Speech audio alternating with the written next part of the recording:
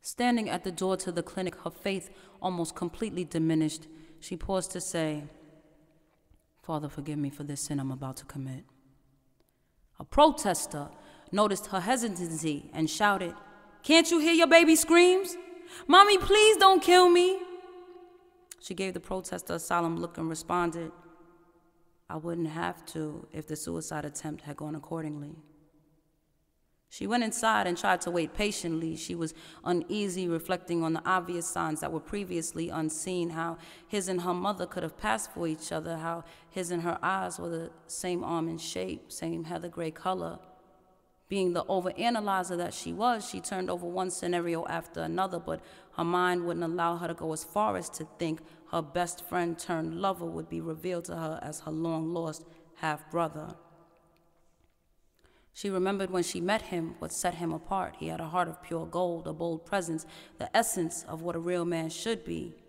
On the night she conceived, she confessed all of this to him, to which he proudly responded, "I'm just like my daddy." She almost chuckled now, thinking how she then wished their fathers would have traded places, not knowing their fathers were one and the same. He'd merely traded faces. She sobbed uncontrollably, inconsolably, all the while whispering, "Jesus, be a fence around me." Sitting on the gurney awaiting the doctor's arrival, the nurse came in to take her vitals and prep her for the procedure. "Sweetie, are you sure you don't want to keep it?" Having held her silence for so long, feeling trapped into going through it alone, she said, "Nurse, can you keep a secret? What would you do if you found out the man you love most and the father of your child was related to you? If his father's wayward behavior had created you? If your father was the love of your mother's life, but to him, she was just a jump off while he was arguing with his wife, and you were just residual that got left behind? Could you find it in yourself to birth your own personal reminder? I don't see adoption as an option, and keeping it isn't a choice. Everyone wants to voice their comments and opinions, but ultimately, I have to live with this decision.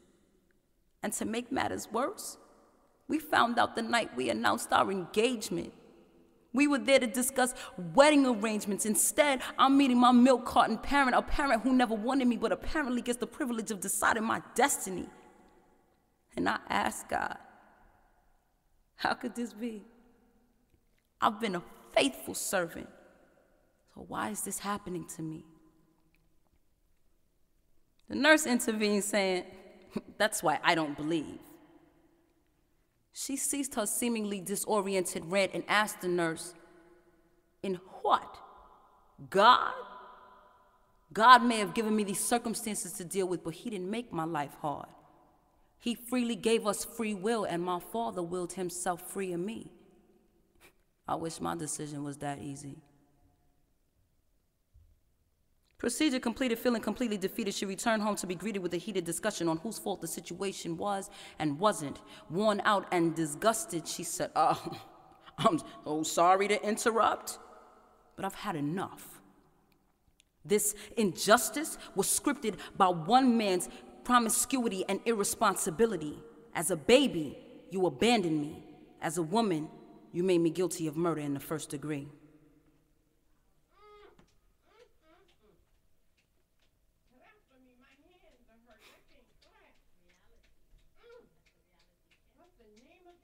Justifiable Homicide.